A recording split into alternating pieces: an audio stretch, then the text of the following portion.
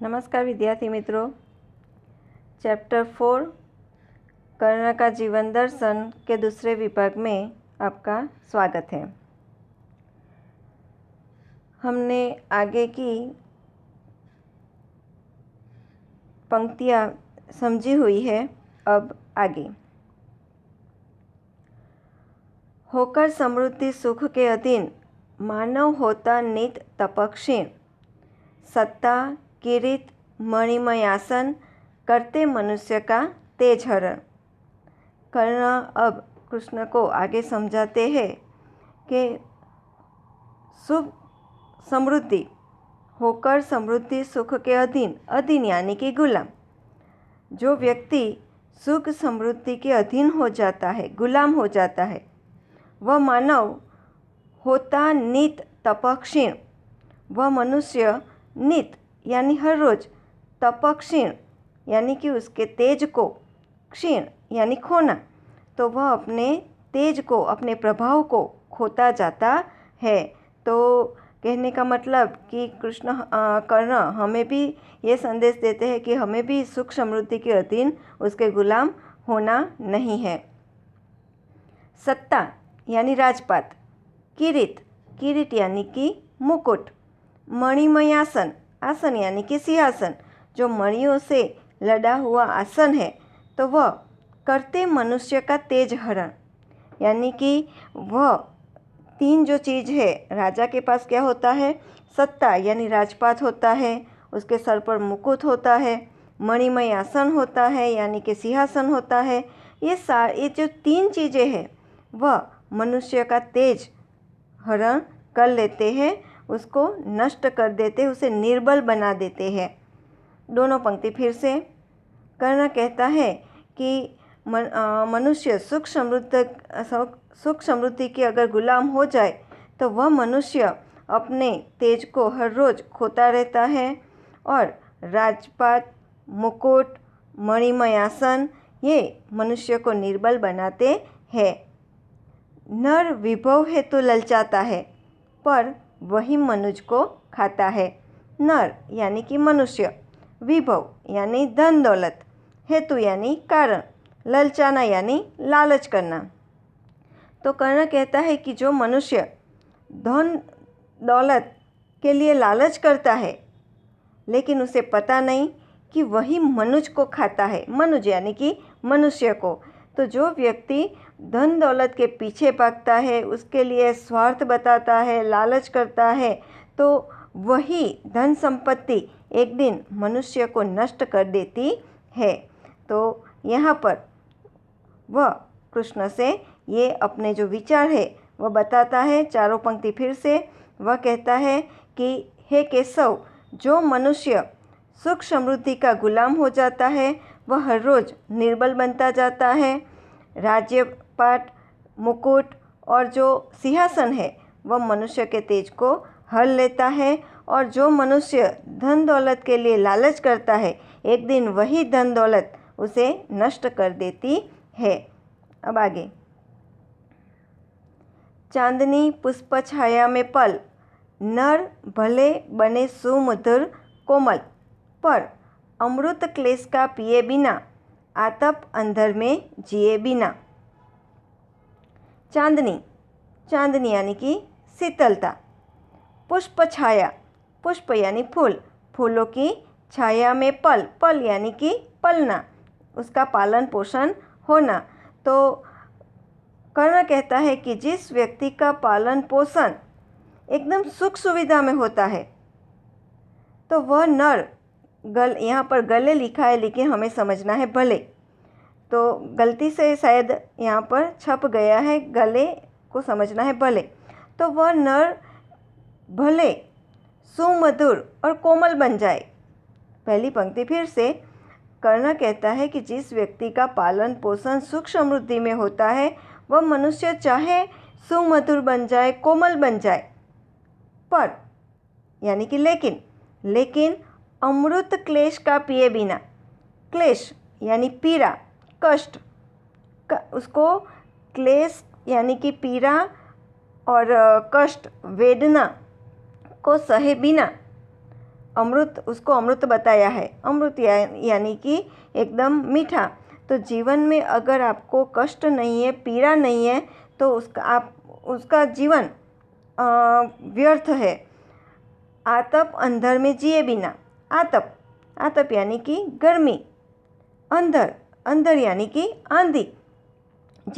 यहाँ पर दोनों अर्थ का मतलब यही निकलता है कि जिस व्यक्ति ने जीवन में मुसीबतों का सामना नहीं किया है, तो जिस व्यक्ति ने मुसीबतों का सामना नहीं किया है, दोनों पंक्ति फिर से, अभी आधी है, दोनों पंक्ति का अर्थ हमें नीचे की जो 2 पंक्ति है उसमें मिलेगा।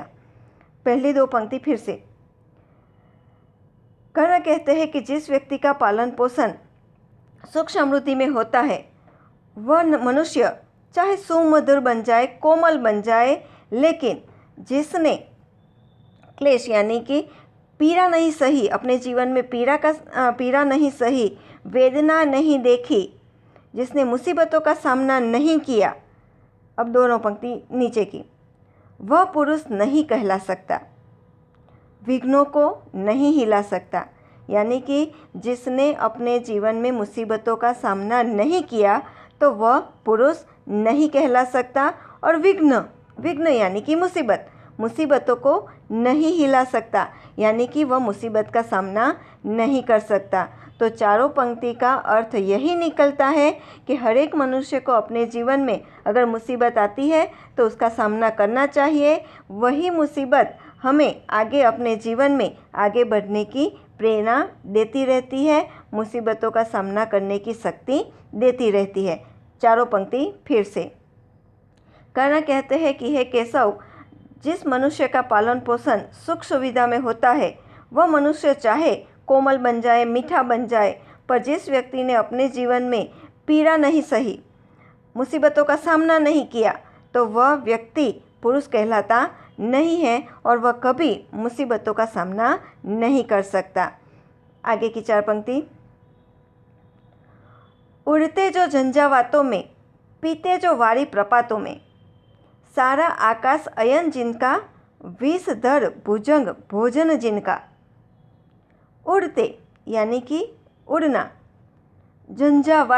झंझावात यानी कि जब बारिश पड़ती है तब ज़ोरों से हवा भी चलती है, तूफान आता है, तो उसको बोलते हैं झंझावात। तो यहाँ पर फिर से कि जो पक्षी तूफानों में भी अपनी उड़ान नहीं छोड़ते, उड़ते रहते हैं। पीते जो वारी प्रपातों में, पीना, वारी यानी जल, पानी, प्रपात यानी कि ऊपर पहाड़ी पर से जो पानी गिरता है जिसको हम झरना बोलते हैं, तो सिर्फ वह झरनों का पानी पीते हैं। आगे, सारा आकाश अयन जिनका, अयन यानी गति, तो सारा आकाश जिसकी गति है यानी वह हमेशा उड़ते ही रहते हैं। विषधर, विष यानी जहर, धर यानी धारण करना, जो विष को धारण करते हैं। भुजंग यानी सर्प, नाग, तो जहरीले सांप भोजन जिनका, जो सिर्फ अपने भोजन में जहरीले सांप खाते हैं। तो ये जो 4 विशेषताएं बताई है वह गरुड़ की बताई है। जो पक्षी है गरुड़, वही ऐसा कर सकते हैं। बाकी सामान्य जो पक्षी होते हैं वह बारिश होते ही वह अपने घोंसले में चले जाते हैं और इधर उधर का पानी पीते हैं और सामान्य जो अन्न है वह खाते रहते हैं। लेकिन यहाँ पर पक्षियों का राजा जो गरुड़ है उसकी विशेषता बताई है। फिर से देखो दोनों पंक्ति कि जो बारिश में भी, तूफान में भी अपनी उड़ान छोड़ते नहीं है, बारिश में भी, तूफान में भी उड़ते रहते हैं और सिर्फ झरनों का पानी पीते हैं। और सारा आकाश जिसकी गति है और सिर्फ वह जहरीले सांप का भोजन करते हैं। वे ही फणिबंध छुड़ाते हैं, धरती का हृदय जुड़ाते हैं। तो वह कहते हैं कर्ण कि ऐसे गरुड़ ही फणिबंध, फण यानी कि सर्प, बंध यानी बंधन, वे ही गरुड़ सर्प के बंधन से मुक्ति दिलाते हैं। धरती का हृदय जुड़ाते हैं। धरती का हृदय जुड़ाना यानी कि धरती पर से ऐसे जहरीले सांप को नष्ट करके धरती को शीतलता प्रदान करते हैं। तो एक तरह से ऐसे गरुड़ है, गरुड़ जो पक्षी है वह धरती के लिए वरदान जैसे साबित होते हैं, उसको शीतलता प्रदान करते हैं। चारों पंक्ति फिर से। कर्ण कहते हैं कि गरुड़ जो होता है वह तूफान में भी अपनी उड़ान छोड़ता नहीं है, जो सिर्फ झरनों का पानी पीता है और जिसकी गति के लिए पूरा आकाश है, और जहरीले सांप जिसका भोजन है, वे गरुड़ ही सर्प के बंधन से छुड़ाते हैं और धरती को शीतलता प्रदान करते हैं। आगे की आखिरी 4 पंक्तियाँ। मैं गरुड़ कृष्ण, मैं पक्षीराज, सिर पर न चाहिए मुझे ताज, दुर्योधन पर है विपद घोर, सकता न किसी इसे छोड़। तो ऊपर की 4 पंक्तियाँ जो गरुड़ की विशेषता बताती है, तो अब कर्ण अपने आप को वही पक्षीराज गरुड़ बताता है और कहता है कि हे कृष्ण, मैं वही गरुड़ हूँ जो पक्षियों का राजा है, पक्षियों का राजा है, फिर भी सिर पर न चाहिए मुझे ताज। जैसे पक्षियों में राजा गरुड़ है वैसे ही मैं हूँ, पर लेकिन मुझे अपने सिर पर कोई ताज चाहिए नहीं, मुझे कोई मुकुट चाहिए नहीं। मुझे तो सिर्फ एक कार्य करना है। दुर्योधन पर है विपद घोर, दुर्योधन जो उसका मित्र है, तो वह दुर्योधन पर है विपद, विपद यानी कि विपदा, विपदा यानी मुसीबत, आपत्ति, संकट, घोर यानी बहुत ज़्यादा। तो वह कहना चाहता है कि अभी तो मुझे एक ही कार्य करना है कि मेरे मित्र दुर्योधन के ऊपर अब बहुत बड़ा संकट आया हुआ है, इसीलिए सकता न किसी विष उसे छोड़, तो उसे किसी भी कारण से मैं उसका साथ अभी छोड़ सकता नहीं हूँ।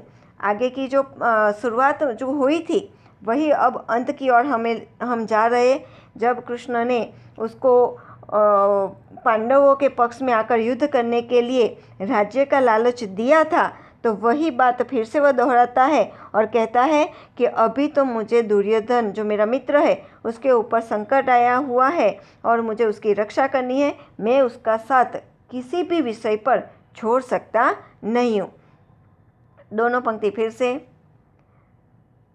मैं गरुड़ कृष्ण, कर्ण कहते हैं कि मैं ऐसा ही गरुड़ हूँ जो पक्षियों का राजा है, लेकिन मुझे मेरे सिर पर कोई ताज, कोई मुकुट चाहिए नहीं। मुझे तो सिर्फ अभी मेरे मित्र दुर्योधन के ऊपर जो घोर संकट आया हुआ है, तो इसीलिए मुझे उसका साथ देना है।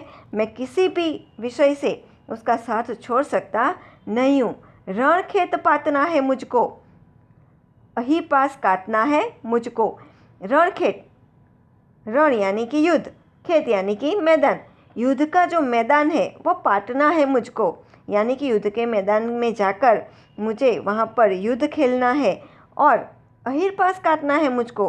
अहिर पास काटना यानी कि जैसे गरुड़ अपने दुश्मनों का नाश करता है, तो यहाँ पर कर्ण भी अपने को गरुड़ बताता है और इस तरह से युद्ध के मैदान में जाकर दुर्योधन के जो शत्रु है, दुर्योधन के जो दुश्मन है, उसका विनाश करना है और उसकी रक्षा करना है। तो रण खेत पातना है मुझको, अहिर पास काटना है मुझको, यानी कि युद्ध के मैदान में जाकर युद्ध करके मुझे दुर्योधन के दुश्मनों का नाश करना है और एक प्रकार से उसकी रक्षा भी करनी है। चारों पंक्ति फिर से।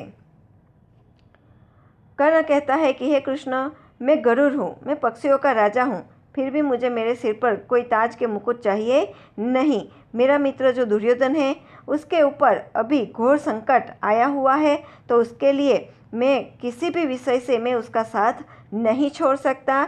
अभी तो मुझे युद्ध के मैदान में जाकर युद्ध खेलना है और दुर्योधन के शत्रुओं का नाश करके उसकी रक्षा करनी है। तो यहाँ पर हमारा काव्य संपूर्णतः खत्म होता है। अब यहाँ पर शब्दार्थ और टिप्पणी है वह आपको लिखनी है। स्वाध्याय में हम देखेंगे, स्वाध्याय में प्रश्न जो 2 है उसमें संक्षेप में उत्तर दीजिए, यानी बहुत टूक में उत्तर देना है। तो उसमें प्रश्न 2 में जो पहला प्रश्न है, विभव से क्या प्राप्त होता है, तो वह लिखना है। और तीसरा जो प्रश्न है, समृद्धि सुख के अधीन मानव का क्या होता है, तो ये 2 प्रश्न हमें लिखने हैं। प्रश्न 3 जो है, पंक्तियों का भावार्थ लिखना है। वह हमने तो अभी पूरा जो काव्य है वह अभी पढ़ा हुआ है, उसका भावार्थ भी समझा हुआ है, तो हमने अभी वह किया हुआ है, तो वो लिखने की ज़रूरत नहीं है। एक बार ये फिर से आप सुन लीजिएगा तो वह वही हो जाएगा, तो लिखने की ज़रूरत नहीं है। लेकिन तैयारी करने की ज़रूरत है, क्योंकि परीक्षा में एक काव्य पंक्ति का भावार्थ पूछा जा सकता है। तो यहाँ पर प्रश्न 5 जो है, व्याकरण तो हमें लिखना ही है। प्रश्न 5 जो विरोधी शब्द है वह आपको लिखना है। बस इतना ही है, तो इतना आपको लिखना है। प्रश्न 6 जो है वह कोष्टक में से समानार्थी शब्द ढूंढकर लिखना है। यहाँ पर दिए गए हैं और यहाँ पर जो शब्द दिए ही गए हैं उसको ढूंढना है और उसको वाक्य में प्रयोग करना है। वह एक आसान खेल जैसा हो जाएगा, तो वो मुश्किल नहीं है। तो यहाँ तक हमने करना है। बस अब हम मिलेंगे गद्य 5 में। अस्तु।